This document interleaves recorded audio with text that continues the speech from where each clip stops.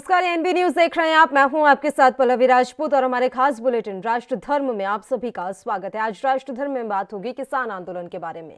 दरअसल किसान आंदोलन 40वें दिन में पहुंच गया है और सर्दी रिकॉर्ड स्तर पर। मौसम विभाग के अनुसार दिल्ली का शुक्रवार को दिन पिछले 15 साल में सबसे ज्यादा ठंडा रहा। उसके बाद शनिवार और रविवार को हुई बारिश ने किसानों के लिए मुश्किलें खड़ी कर दी हैं। मौसम विभाग के प्रमुख कुलदीप श्रीवास्तव ने बताया कि अगले 3 दिन दिल्ली एनसीआर में बारिश हो सकती है। सोमवार को दिल्ली में ओले पड़ने का भी अनुमान है। उन्होंने कहा कि आने वाले दिनों में वेस्टर्न डिस्टर्बेंस की वजह से तापमान 7 से 8 डिग्री सेल्सियस रहने का अनुमान है। एनसीआर के कुछ इलाकों में रविवार को ओले भी पड़े, लेकिन दिल्ली में सोमवार को मौसम विभाग के मुताबिक हवा की गति औसतन 15 किलोमीटर प्रति घंटा हो सकती है और इसके अलावा ये भी जानकारी मिल रही है कि 25 किलोमीटर प्रति घंटा की रफ्तार से भी हवा चल सकती है। ऐसे में मौसम के खराब होने के बावजूद किसान अब भी दिल्ली की सीमाओं पर डटे हुए हैं। हालांकि शनिवार को हुई हल्की बारिश की वजह से धरना स्थलों पर अव्यवस्था का माहौल हो गया। सिंघू बॉर्डर पर स्टेज के पास लगाए गए किसानों के गद्दे भी भीग गए और कार्यक्रम चलाने में दिक्कतें आई। जहां खाना बनता है वहां भी कुछ तंबुओं से पानी रिसने लगा और कीचड़ की वजह से लोगों को खाना खिलाने में भी समस्या हुई। इस बीच 4 जनवरी को एक बार फिर सरकार से बातचीत होनी है। इस बातचीत से किसानों को काफी उम्मीद है।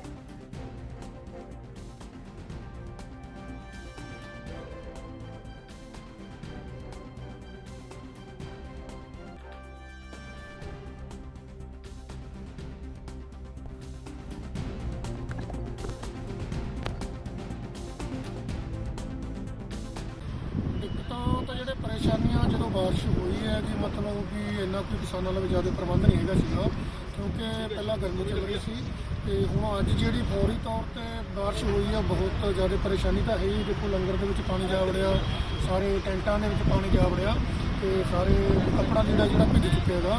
ਇਸ ਕਰਕੇ ਪਰੇਸ਼ਾਨੀ ਤਾਂ ਹੈ ਹੀ, ਪਰ ਫਿਰ ਵੀ ਕਿਸਾਨਾਂ ਦੇ ਜਿਹੜੇ ਹੌਸਲੇ ਆ ਉਹ ਬੁਲੰਦ ਹੈ, ਇਸ ਤੋਂ ਘਬਰਾਏ ਨਹੀਂ ਹੈਗੇ। क्योंकि जी मोदी सरकार ने कानून लेके आते हैं तो कृषि कानून है जोड़े बहुत मारू है। अज तो असी थोड़िया बहुतिया तकलीफा झल लाँगे, पर जे कृषि कानून लागू हो जाते तो आने वाली पीढ़ियां साड़ियाँ बर्बाद हो जाएगियां। इस करके जी बारिश नाल परेशानी तो तुमने भी दिख रहा सारा कुछ, पानी खड़ा है, ट्रैक्टर में तंबुओं में पानी खड़ा है। इस करके परेशानी तो है, पर फिर भी इसका सामना करांगे, डट के हौसले नाल करांगे। सो कानून पर जी वापस करा के जाएंगे। और पाजी आपकी आगे क्या रणनीति है, क्या बोलना चाहेंगे आगे सरकार को? आगे रणनीति है जी कल को मीटिंग है सरकार नाल 4 तरीक को, और सरकार की देख रही है ये भी ये सरकार फौरी तौर पर किसानों को घर भेजना चाहती है या जी रही अपनी बदनामी है होर करवानी चाहती है सरकार। इस करके संघर्ष है जोड़े साडे ठंडे नहीं पैणगे, जिन्ना मर्जी कष्ट झलना पवे। तो रणनीति साडी अगे संघर्ष को तेज करन दी है। जी सरकार ने ना मनिया साडियां मंगां तो संघर्ष को होर तिखा करांगे जिन्नियां मर्जी मुश्किल। आज जैसे आज इतनी बारिश हुई है, यहाँ पूरे ग्राउंड में पानी भरा हुआ है, किस तरह की दिक्कतें आ रही हैं आपको? देखिए दिक्कतें तो बहुत ज़्यादा आ रही हैं। ग्राउंड में पानी भरा हुआ है। हमारा जो लंगर की यहाँ पे व्यवस्था की हुई थी उसमें भी पानी भर चुका है। बारिश का आपको मालूम ही है कि जब बारिश होती है ऐसे खुले में जब लोग रहते हैं तो उनको बहुत सारी दिक्कतों का सामना करना पड़ता है। सुबह गड़ेमारी भी जहाँ पे हुई है, बड़े ओलावृष्टि हुई है, उसके कारण भी बहुत सारी दिक्कतों का सामना, हमारी जो तरपालें वगैरह थी वो भी फट गई हैं ओलावृष्टि से। और पानी अब लंगर बनाना था हमने सुबह, तो सुबह का लंगर बनाते हैं उसके लिए भी दिक्कत आ रही है। पानी भरा हुआ है, जो लकड़ी वगैरह है वो गीली हो चुकी है। ठीक है, और इतने दिन हो गए आपको, अगर क्या रणनीति आपकी, क्या बोलना चाहेंगे सरकार को? देखिए सरकार को तो हम बोलना चाहते हैं कि आप जो ये किसान विरोधी कृषि कानून लेके आए हो इनको रद्द करे सरकार। और किसान देखिए अपने घर से बाहर रहना बहुत मुश्किल होता है, लेकिन बेशक बरसते कितनी भी सुविधाएं हों, आदमी है जो अपने घर के बिना रह नहीं सकता, लेकिन हम यहाँ अपने घर को और अपनी विरासत को, अपनी खेती को बचाने के लिए जहाँ लड़ाई लड़ रहे हैं, हम सरकार को बोलना चाहते हैं कि सरकार अपना हाथ छोड़े और कृषि कानून जो किसान विरोधी लेके आई है जिससे समूचा देश भी मर जाएगा। अगर किसान मर गया तो देश भी मर जाएगा। तो किसान आंदोलन का आज 40वां दिन है और लगातार किसानों की मुश्किलें बढ़ती हुई नजर आ रही हैं। नए कृषि कानूनों के खिलाफ प्रदर्शन कर रहे किसानों पर दिल्ली की सर्दी सितम ढा रही है। किसान ठंड का मुकाबला तो कर ही रहे थे, लेकिन रविवार यानी कि आज की बारिश ने किसानों की मुश्किलें और भी ज्यादा बढ़ा दी। पिछले 24 घंटे में टिकरी और कुंडली बॉर्डर पर प्रदर्शन कर रहे 2 किसानों की मौत हो गई है। किसानों के परिवार वालों ने कहा कि ये मौतें ठंड से हुई हैं और इस लापरवाही के लिए सरकार जिम्मेदार है। क्योंकि सरकार किसानों की मांगें नहीं मान रही। पहली मौत टिकरी बॉर्डर पर हुई। यहां मृतक किसान की पहचान जुगबीर सिंह के रूप में हुई है, जबकि दूसरे किसान की मौत कुंडली बॉर्डर पर हुई है और इनकी पहचान कुलबीर सिंह के रूप में हुई है। रिपोर्ट के मुताबिक रविवार सुबह सुबह टिकरी बॉर्डर पर 65 वर्षीय किसान जुगबीर सिंह की दिल का दौरा पड़ने से मौत हो गई और जुगबीर सिंह जींद के इटल गांव के रहने वाले थे। वे काफी दिनों से प्रदर्शन में हिस्सा ले रहे थे। बड़ी बात यहां पर यह है कि लगातार सर्दी के साथ अब बारिश भी किसानों की मुश्किलें बढ़ाती हुई नजर आ रही है। मौसम विभाग के अनुसार दिल्ली का बीते शुक्रवार का दिन पिछले 15 साल में सबसे ज्यादा ठंडक भरा हुआ था। उसके बाद शनिवार और रविवार को हुई बारिश ने किसानों के लिए और भी ज्यादा मुश्किलें खड़ी कर दी हैं। लगातार किसानों की मुश्किलें बढ़ती हुई नजर आ रही हैं और अब इस बीच में कल एक बार फिर से बातचीत होनी है सरकार और किसानों के बीच। उम्मीद यही की जा रही है कि ये बातचीत जो है किसी नतीजे पर पहुंचे। दो अभी भी जो मुख्य बिंदु हैं उन पर अभी सहमति नहीं बन पा रही है, तो कल की बैठक से यही उम्मीद लगाई जा रही है कि सहमति बन जाए और किसानों को आने वाले दिनों में और ज्यादा परेशानी का सामना ना करना पड़े। बता दें कि नए कृषि कानूनों के खिलाफ दिल्ली के बॉर्डर पर डटे किसान किसी भी कीमत पर पीछे हटने के लिए तैयार नहीं है। कड़ाके की ठंड के बीच अब बारिश भी उनके सब्र का इम्तिहान ले रही है। लगातार 2 दिनों से हो रही बारिश की वजह से किसानों को खासी दिक्कतों का सामना करना पड़ रहा है। हालांकि इन सब के बावजूद उनका जो अभी फैसला है वो डिगा नहीं है और किसान संगठनों ने अपनी मांगों को लेकर सरकार को अल्टीमेटम भी दे दिया है। ये बारिश और ठंड उनके हौसले को डिगा नहीं सकती। वो लगातार सरकार को अल्टीमेटम दे रहे हैं और अभी मौसम जरूर किसानों के लिए परेशानी भरा हो रहा है। दिल्ली के अलग अलग बॉर्डरों पर डटे किसानों के लिए समस्या खड़ी हो रही है। लगातार 2 दिनों से जो बारिश हो रही है उस बारिश से खुद को बचाने के लिए कुछ किसान भागकर टेंट के नीचे पहुंचे तो कुछ ट्रॉली के नीचे छुप गए। कड़ाके की ठंड के बीच हुई बारिश ने ठिठुरन और ज्यादा बढ़ा दी है। कुछ किसानों ने बारिश में भीगते हुए सरकार से कानूनों को वापस लेने की मांग की। वहीं लगातार प्रदर्शनकारी किसानों का कहना है कि तिरपाल और जो कुछ भी हम लेकर आए हैं उसी से ठंड और बारिश से अपना बचाव कर रहे हैं। बारिश की वजह से किसानों के सोने के लिए बनाए गए टेंट, कपड़े, ट्रॉली पर बने अस्थायी रैन बसेरे सब भीग चुके हैं। बारिश और ठंड के बीच किसानों का ये धरना जारी है। एक प्रदर्शनकारी किसान ने कहा कि हम अपने परिवार से दूर ऐसे कठोर मौसम में सड़कों पर रह रहे हैं। हमें उम्मीद है कि सरकार कल हमारी मांगों को मान लेगी।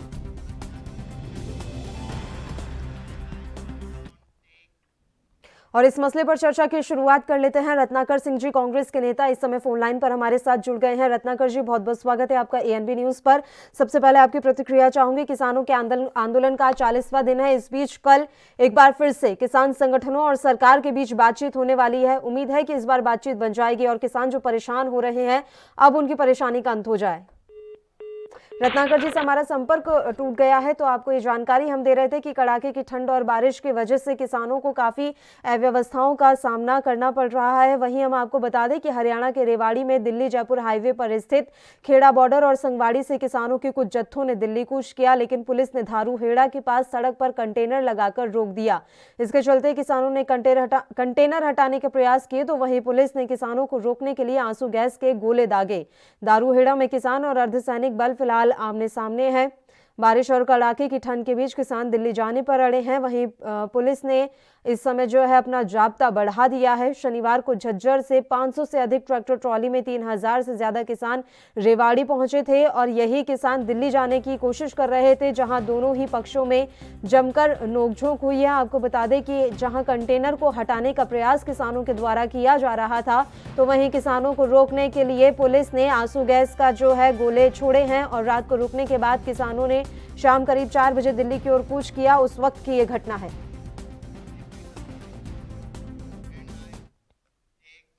और भारतीय जनता पार्टी से विवेक पाठक जी इस समय फोन लाइन पर हमारे साथ जुड़े हैं। विवेक जी, बहुत बहुत स्वागत है आपका एएनबी न्यूज पर।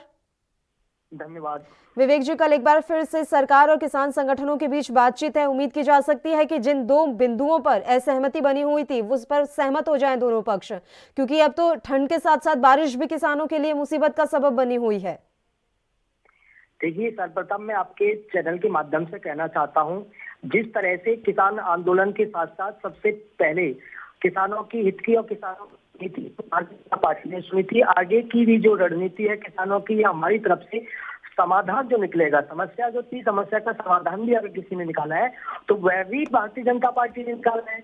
आगे भी अगर कोई समस्या का समाधान निकलेगा तो हमारे ही माध्यम से निकलेगा और किसानों के माध्यम से, जो किसानों की बात और सरकार के बीच की जो बात होगी उसका ही समाधान निकलेगा।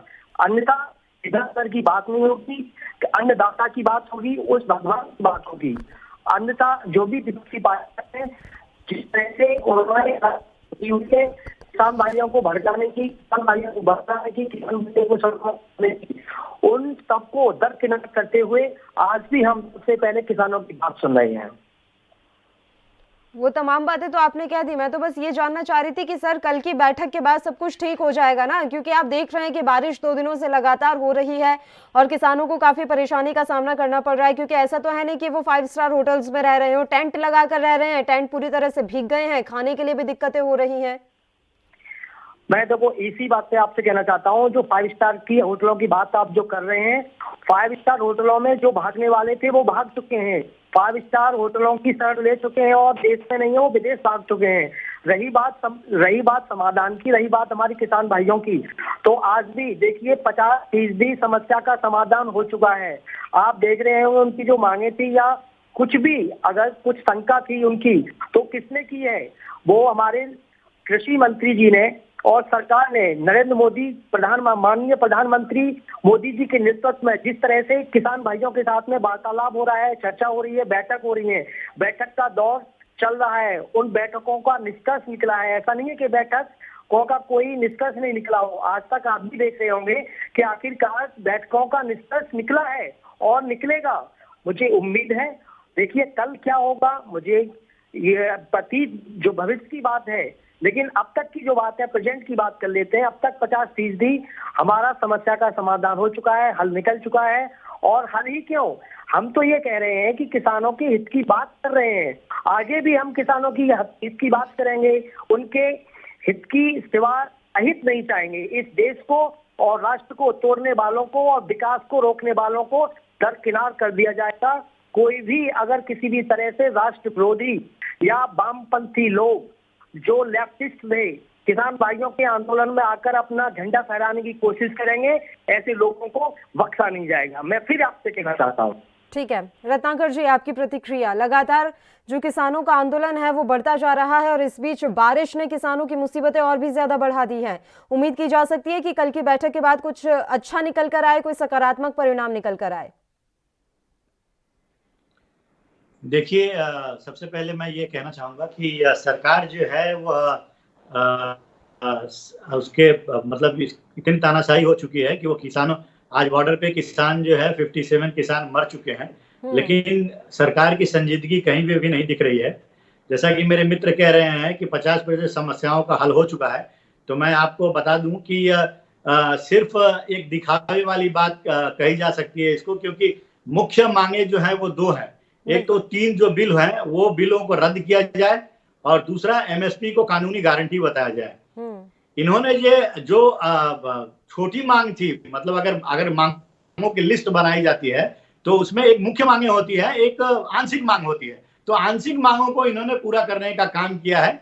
जो पराली जलाने पे फाइन की व्यवस्था की गई थी और जेल की व्यवस्था की गई थी, उसको उस कानून को नहीं लागू किया जाएगा। और दूसरा जो बिजली की दरों में बदलाव का जो निर्णय सरकार के द्वारा लिया जाना था उसको होल्ड कर दिया गया है। तो ये 2 मांगे हैं जो एक छोटी मांगे हैं, जो मतलब मुख्य मांगों पे ये बात नहीं करेंगे। मुख्य मांगे हमारी यथावत हैं, किसानों की मांगे जो है वो मुख्य यथावत है। उस मुख्य मांग पे ये लोग संजीदगी से काम नहीं कर रहे हैं। आज तकरीबन 40 दिन के करीब हो गया है किसान बॉर्डर पे आए हैं, जमे हुए हैं और प्रधानमंत्री जी से यह मांग कर रहे हैं कि उनकी फरियाद को सुना जाए, लेकिन प्रधानमंत्री जी कहीं से भी कोई संजीदगी का दिखाई नहीं दे रहा है। वह मन की बात तो टीवी रेडियो पे जाके करते हैं, लेकिन वो किसानों के मन की बात नहीं सुनते हैं, जिसकी वजह से आंदोलन लगातार लंबा होता जा रहा है और 57 किसान हमारे शहीद हो चुके हैं।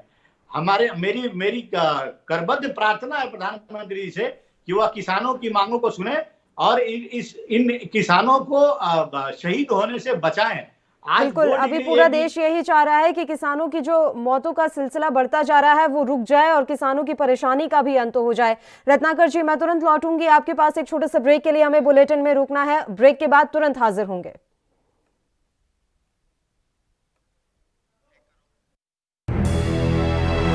लखनऊ से लेकर चंडीगढ़ तक, मुंबई से लेकर रायपुर तक, क्या है राजनीति की हलचल, क्या है समाज का मिजाज।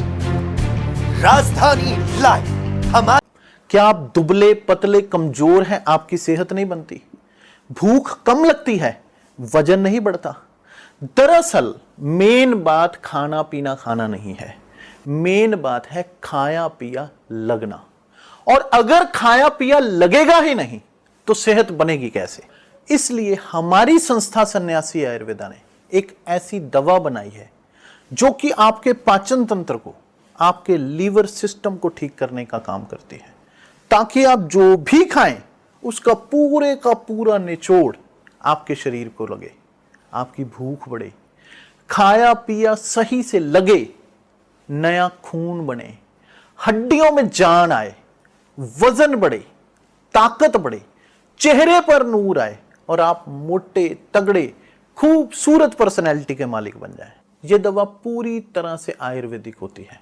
इसका शरीर पर कोई भी साइड इफेक्ट, कोई भी नुकसान या दुष्प्रभाव नहीं होता। लड़के लड़कियां दोनों इसका इस्तेमाल कर सकते हैं और पहले 15 दिन के अंदर ही आपको इसका असर महसूस हो जाएगा। सिर्फ 650 रुपए की पूरे 1 महीने की दवा होती है और आप इसे घर बैठे 01145454545 पर फोन करके दवा मंगवा सकते हैं।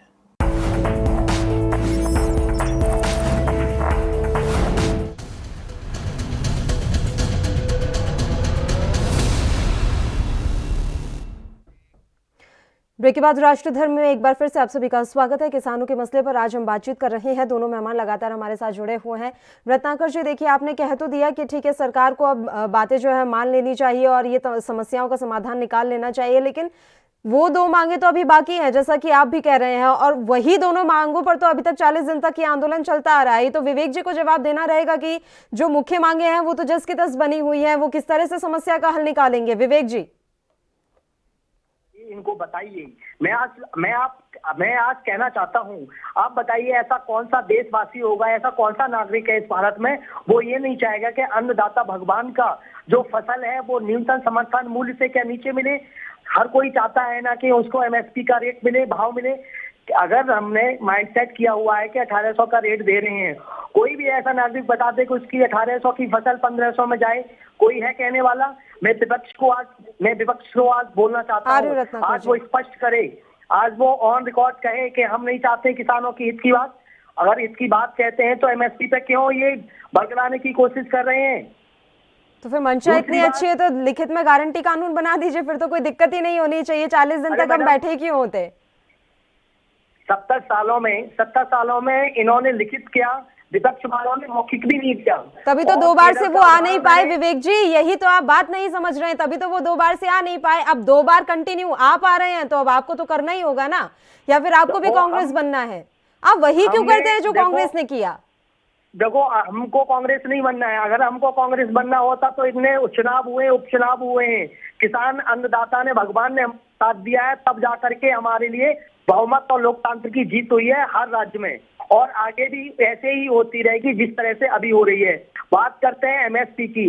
एमएसपी का रेट, जो एमएसपी हमने तय की है, वो बरकरार रहेगी। मैं चाहता हूं कि अन्नदाता का जो फसल है वो पूर्ण रूप से उसको पूरा पैसा मिले, चवन्नी पाई का हिसाब उसके घर तक पहुंचे, उसके खाते में जमा हो। मैं चाहता कि केरल की तरह, त्रिपुरा की तरह हमारे किसानों को वहां का उदाहरण देकर परेशान किया जाए, जिस तरह से केरल में कुछ गुंडों ने और कुछ माफियों ने कुछ मंडियों पे जो कब्जा किया हुआ था, वो यहाँ तक किसी किसान पर ना हो। मैं फिर से कहना चाहता हूँ कि त्रिपुरा का फिर से उदाहरण देना चाहता हूँ कि 2 साल में वहां पे क्या था, 6% थी और हमने 2 साल में 13% कृषि वृद्धि दर को पहुंचा दिया है। केरल में एपीएमसी एक्ट लागू ना होकर उन्होंने संशोधित करके किसानों पर अत्याचार किए, वो बंद होने चाहिए। क्या अत्याचार होने चाहिए किसानों पर? बिल्कुल नहीं होना चाहिए, क्योंकि हम कंधे से कंधे मिलाकर किसानों के साथ में हैं। किसान भाई हैं, अन्नदाता है, भगवान है। दूसरी बात करता हूँ विकास में। ये बताइए, राष्ट्र जब निर्माण होता है तो क्या किसान भाइयों का उसमें सहयोग में होता है? 100% सहयोग होता है। मैं कहता हूँ देश को तोड़ने वाले और ये वामपंथी लोग और ये विपक्ष वाले क्या चाहते हैं? फूट डालो, राजनीति करो। राज ऐसे नहीं होता है। राज कुछ कर्तव्य करो, कुछ सेवक बनिए। हमारे नरेंद्र मोदी जी सेवक हैं और तत्पर 24 घंटे किसान भाइयों का, राष्ट्र को समर्पित उनका पूरे देशवासियों को 24 घंटे। बिल्कुल, पिछले 2 दिन से कंटिन्यू बारिश हो रही है। प्रधानमंत्री मोदी वहां पर गए थे, उनके लिए टेंट की व्यवस्था करवा कर आए हैं और जो खाने के लिए परेशानी हो रही है वो भी किसानों की व्यवस्था वो करवा कर आए हैं। वो तो 24 घंटे सेवा पे रहते हैं ना। 2 दिन से बारिश हो रही है, क्या हो गया? कहाँ चले गए प्रधानमंत्री? देखो, हम वही कह रहे हैं, हमने न्योता दिया है किसान भाइयों के लिए। देखो वो आए, बात करें, और कल भी बात होगी। किसान भाई बात करें, बात करने तो वो आएंगे ही। अभी जो बारिश की वजह से परेशान हो रहे हैं उसके लिए आपने क्या कर दिया? रत्नाकर जी आप बताइए कल की जो बैठक होगी विज्ञान भवन में कृषि मंत्री के साथ में, क्या किसान भाई आएंगे या नहीं आएंगे? आप मुझे इस बात का कोई जवाब दे दें। किसान भाई ये कैसा सवाल हुआ सर? ये तो पहले से तिथि तय है, वो तो आएंगे ही। ये तो कोई बात ही नहीं हुई, तिथि तो पहले से तय है, वो तो बातचीत के लिए आएंगे ही। दीजिएगा पल्लवी जी, मैं हमने वही कहा है, हम किसान भाइयों ठीक है विवेक जी, लौट रही हूँ आपके पास, तुरंत लौट रही हूँ। रत्नाकर जी जी, जैसा कि मेरे मित्र जो है भारतीय जनता पार्टी के, इन्होंने बड़ी ही लच्छेदार बातें की और आरोप प्रत्यारोप लगाते रहे ये विपक्ष पे, वामपंथी दलों पे। शायद इनको कानून के बारे में उतनी जानकारी नहीं है। मैं कुछ एग्जांपल्स इनको दे देता हूं। पहली बात, इन्होंने कहा कि एमएसपी पे ये रेडी है, ये तैयार है और हम लोग भ्रमित कर रहे हैं। तो आप 6 दौर 7वें दौर की मीटिंग कर चुके हैं किसानों के साथ, तो आपने क्यों नहीं समझा लिया किसानों को कि आप जो कह रहे हैं वो सही है और हम लोग जो कह रहे हैं वो उनको बरगला रहे हैं? पहली चीज ये। दूसरी चीज ये, एमएसपी की जो ये बात कर रहे हैं वो लिखित गारंटी की बात कर रहे हैं। अगर संविधान में कानूनी गारंटी नहीं मिलेगी तो आज यह सरकार है, कल नहीं रहेगी। कल कोई दूसरा प्रधानमंत्री बनेगा और वो बोलेगा कि नहीं, हमने तो, उन्होंने, मोदी जी ने लिखित गारंटी दिया था, हम इसको नहीं कर सकते हैं। लेकिन अगर कानूनी गारंटी रहेगी तो किसान जो है वो, उसको ये अनाज का एमएसपी मिलेगा या उनको पूरा विश्वास रहेगा, चाहे वो कोई प्रधानमंत्री रहे, किसकी भी सरकार रहे। पहली चीज ये। दूसरी चीज ये कह रहे हैं कि एमएसपी की खरीदारी हो रही है। शायद मेरे मित्र को यह जानकारी नहीं है कि मध्य प्रदेश का एग्जाम्पल ले लीजिए। मध्य प्रदेश में 1830 रुपए मक्का का एमएसपी है और वहां पे किसान 700 से लेकर 800 रुपया मक्का का बेचना चाह रहा है अपनी फसल, लेकिन वो कोई खरीदार वहां पे रेडी नहीं है।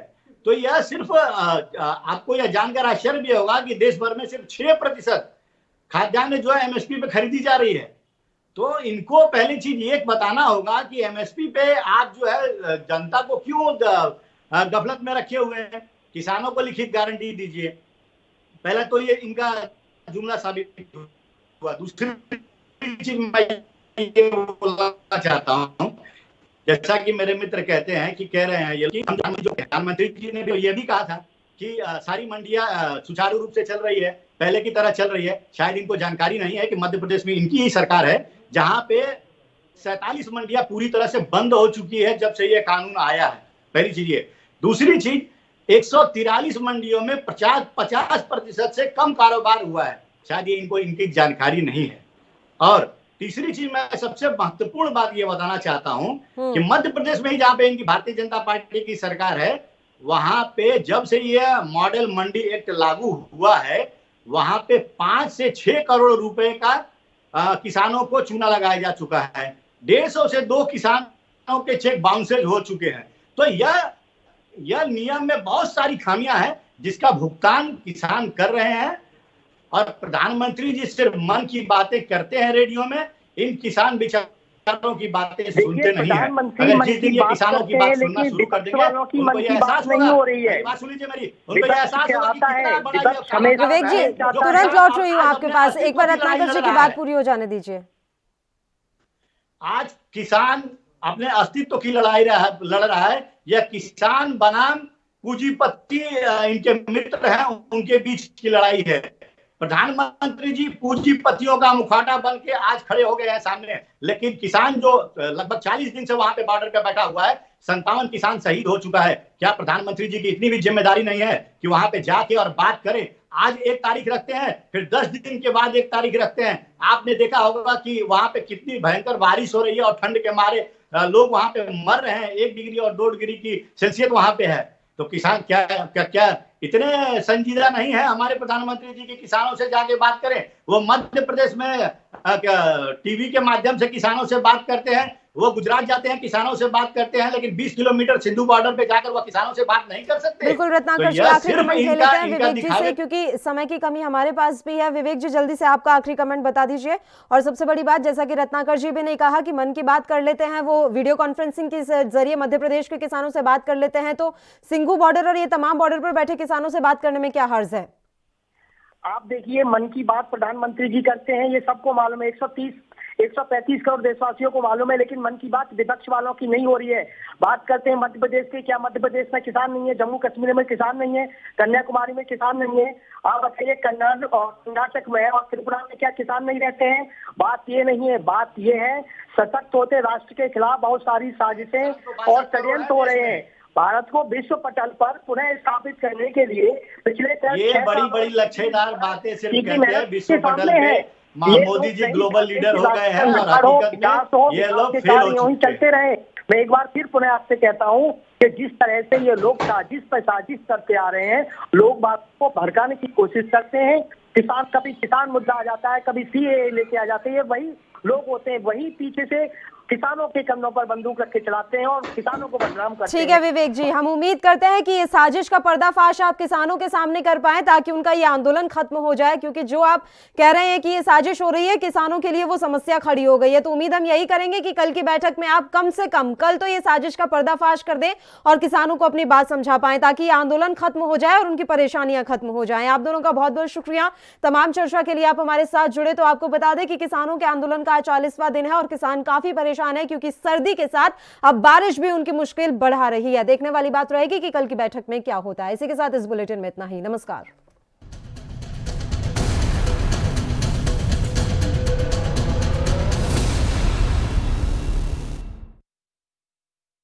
क्या आप दुबले पतले कमजोर हैं?